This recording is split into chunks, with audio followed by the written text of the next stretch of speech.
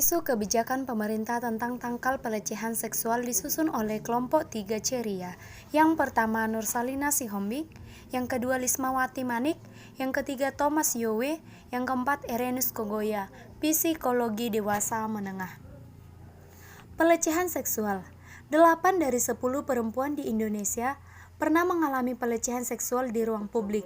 Sementara kata mitos pelecehan seksual hanya terdapat ketika perempuan itu sedang sendiri, pada malam hari di kamar, di tempat sepi, perpustakaan mini. Itu semua hoaks. Sebagian besar tindak pelecehan masih menyasar perempuan. Lokasi yang menjadi banyak tempat terjadinya pelecehan seksual yaitu jalan umum, transportasi publik, lalu sekolah dan kampus. Semuanya itu adalah ruang publik. Dan kasus pelecehan seksual di ruang publik ternyata tidak di malam hari, namun pada siang hari. Tanpa gelar memberi kesempatan untuk tersembunyi. Ditambah lagi jenis pakaian yang dikenakan korban secara statistik bukanlah faktor signifikan. Jadi, sudahi sajalah perbincangan tentang pelecehan seksual yang berangkat dari ketelanjangan yang menghakimi korban dan fakta siapapun bisa jadi sasaran pelecehan. Kita tidak bicara soal sentuhan, tapi apa juga yang disebutkan oleh catcalling, stalking, melaksanakan pemaksaan kencan, pertanyaan yang terlalu pribadi, atau sederet lainnya. Juga pelecehan melalui dunia maya dan komentar-komentar yang tidak sepatutnya. Pelecehan seksual di ruang publik bukan berarti berapa angka korban, tapi juga batu sandungan bagi sepak terjang perempuan. Kita perempuan, jadi harus terbatasi ruang geraknya, diciutkan nyalinya, dipasung ekspresinya, diberatkan langkahnya, dan dibuat bertanya-tanya, apakah diri kita berharga? Semua ini terjadi di ruang publik, tempat yang seharusnya terlindungi karena teroreh kata publik di sana. Bahkan, semuanya itu kadang-kadang terjadi seketika di hadapan kita. Sementara, kita hanya menjelma sepasang mata yang terpaku dan membatu. Mungkin terlalu terkejut, takut, bimbang, ragu-ragu, atau seperti yang terdata. 91% dari kita tidak melakukan apapun karena kita tahu harus berbuat apa. Apa yang sungguh bisa kita lakukan? Pelecehan seksual bisa saja terjadi seketika di hadapan kita. Metode 5D adalah salah satu cara kita untuk bisa melindungi mereka yang menjadi korban. Dari penelitian Currell, Paris, dan Ipsos menunjukkan sebagian besar korban adalah perempuan. Tapi lokasi yang paling banyak terjadi pelecehan seksual adalah ruang publik. Jadi, apa itu 5D? Cara menyelamatkan seseorang dari pelecehan. Yang pertama ditegur, yang kedua dialihkan, yang ketiga dilaporkan, yang keempat ditenangkan, yang kelima direkam.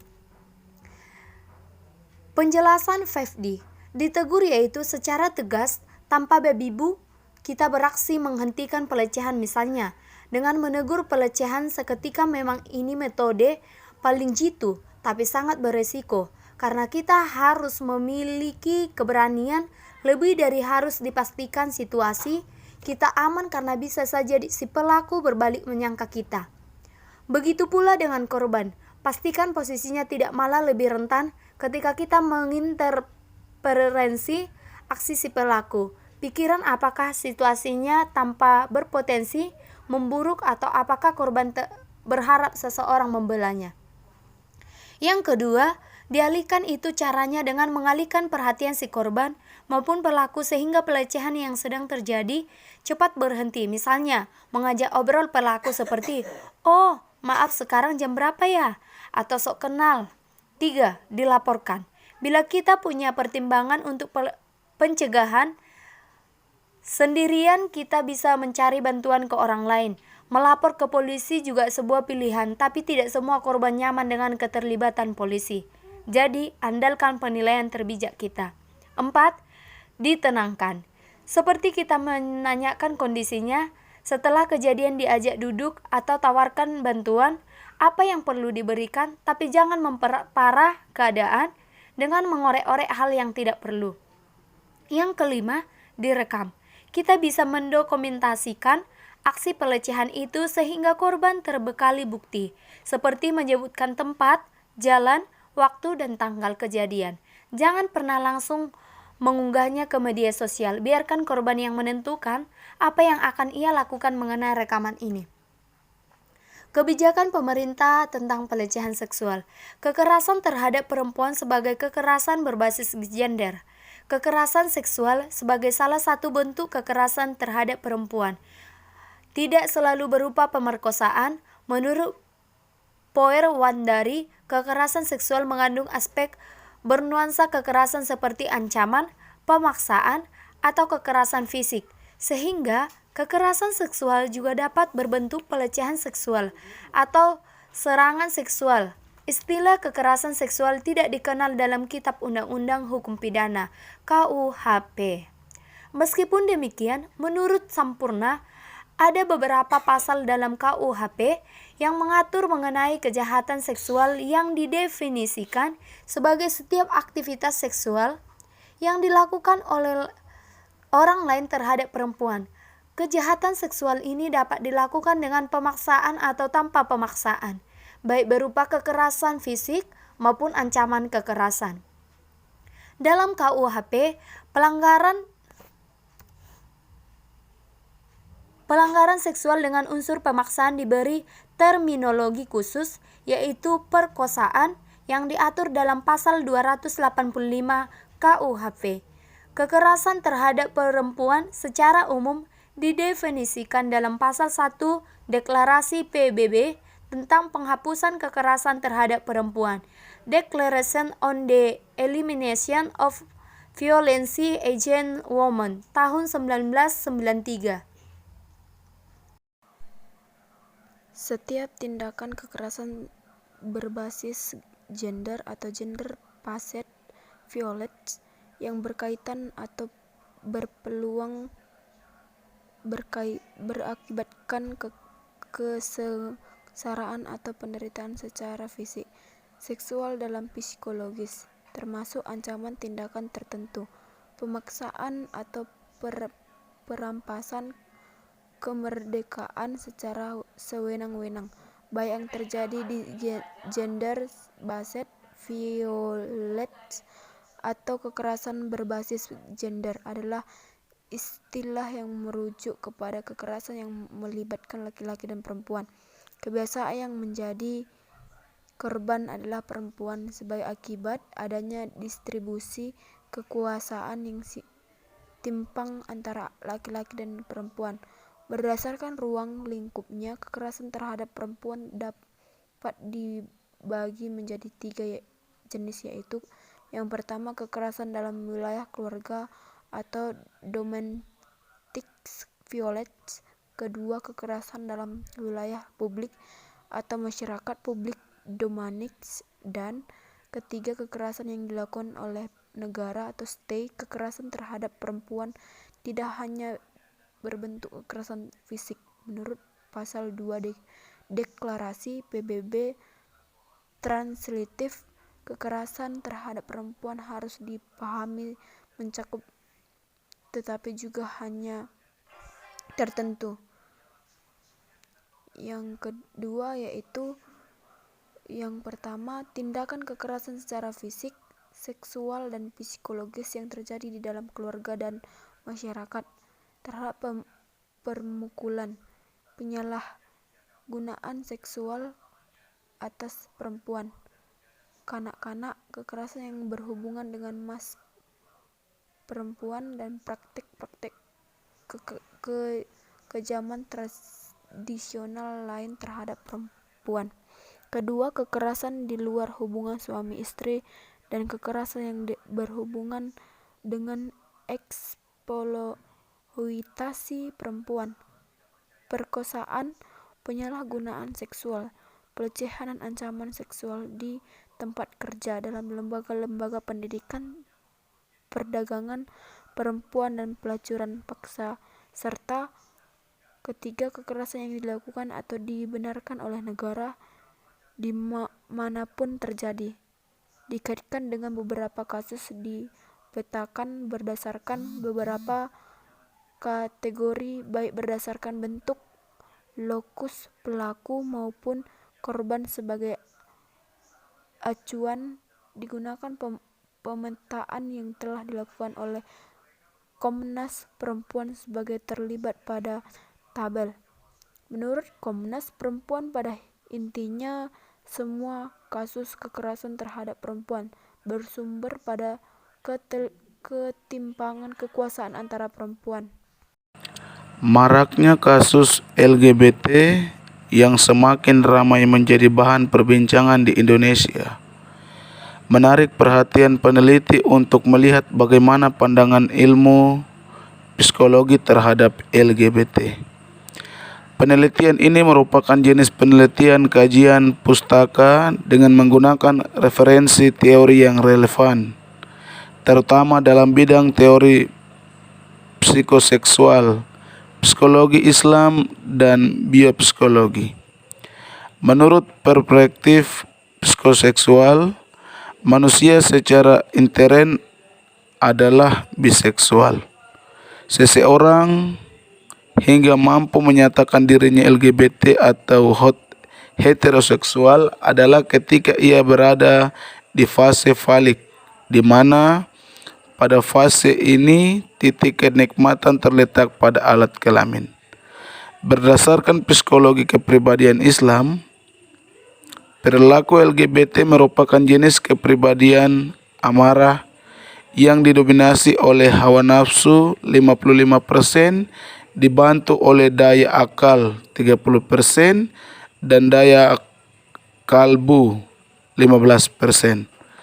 Sedangkan berdasarkan sudut pandang biopsikologi, perilaku LGBT tidak dipengaruhi oleh hormon, melainkan terjadi karena adanya perubahan struktur otak yang disebabkan oleh pengalaman dan lingkungan yang disebut dengan plastisitas, di mana perilaku seseorang mampu mengubah bentuk otak manusia itu sendiri. Dari hasil kajian kepustakaan di atas menunjukkan bahwa LGBT adalah orientasi seksual yang dipengaruhi oleh pengalaman dan lingkungan seseorang. Indonesia merupakan negara yang memiliki penduduk yang berorientasi seksual menyimpang terbanyak kelima di dunia. Indonesia merupakan negara yang intoleran terhadap fenomena LGBT. Tercatat 26,1% penduduk Indonesia tidak suka terhadap komunitas LGBT. Dan hasil survei tersebut menduduki peringkat nomor 1 dari 10 peringkat komunitas yang paling dibenci oleh warga Indonesia. Di Indonesia terdapat 3 sikap masyarakat dalam merespon fenomena LGBT, yaitu pro, kontra, dan tidak peduli. Bagi yang pro, mereka menghargai setiap hak asasi manusia dan terus menyuarakan tentang kebebasan dalam menentukan hidupnya. Sedangkan bagi yang kontra, mereka beranggapan bahwa LGBT adalah virus yang dapat mencoreng norma-norma sosial agama. Di Indonesia terdapat 3 sikap masyarakat dalam merespon fenomena LGBT, yaitu pro, kontra, dan tidak peduli. Bagi yang pro, mereka menghargai setiap hak asasi manusia dan terus menyuarakan tentang kebebasan dalam menentukan hidupnya. Sedangkan bagi yang kontra, mereka beranggapan bahwa LGBT adalah virus yang dapat mencoreng norma-norma sosial, agama, dan memutuskan garis keturunan. Psikoanalisis merupakan teori dalam psikologi yang dikembangkan oleh mengalami neurosis dan masalah mental lainnya. Salah satu bagian teori psikoanalisis yang sangat terkenal adalah tahap perkembangan psikoseksual.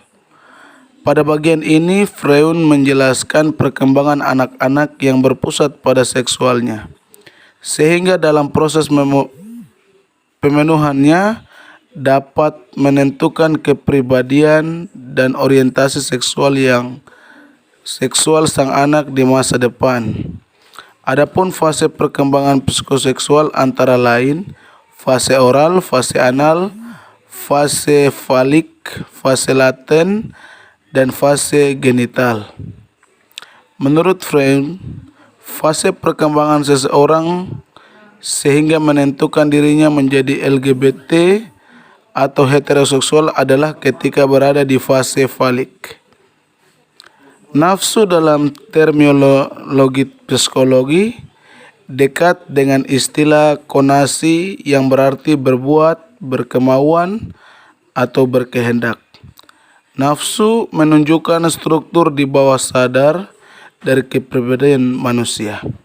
Apabila manusia mengumbar dominasi nafsunya, maka keberadaannya tidak akan mampu berinteraksi, baik di dunia apalagi di akhirat. Prinsip kerja berbagai nafsu di atas mengikuti prinsip kenikmatan dan berusaha mengumbar impuls-impuls primitifnya. Apabila impuls-impuls ini tidak terpenuhi, maka terjadi ketegangan diri.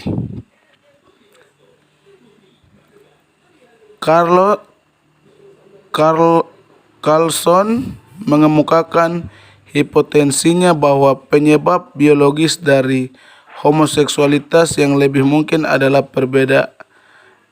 perbedaan samar struktur otak yang disebabkan oleh perbedaan jumlah paparan androgen pranatal. Mungkin saat itu otak laki-laki homoseksual tidak termaskulinisasi, otak perempuan homoseksual termaskulinisasi dan terdefinisasi. Sementara otak biseksual termaskulinisasi, tetapi tidak terfeminisasi.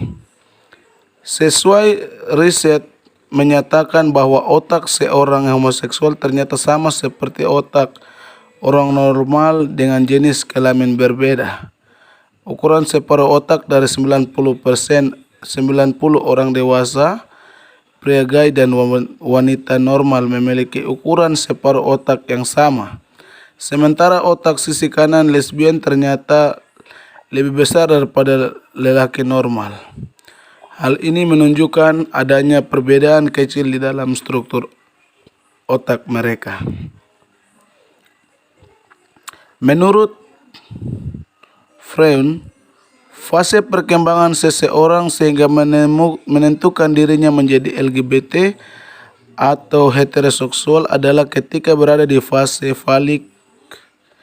Jika dilihat menggunakan penjelasan psikologi Islam, termasuk di dalam jenis kepribadian, di mana kepribadian tersebut didominasi oleh hawa nafsu 55%, yang dibantu oleh daya akal 30% dan daya kalbu 15%.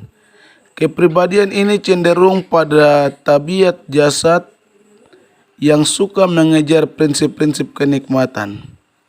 Sedangkan menurut biopsikologi, hormon tidak berpengaruh terhadap seseorang menjadi LGBT. Tetapi Carlson mengemukakan hipotesisnya bahwa penyebab biologis dari homoseksual yang lebih mungkin adalah perbedaan samar struktur otak yang disebabkan oleh perbedaan jumlah paparan androgen pranatal. Sekian dan terima kasih.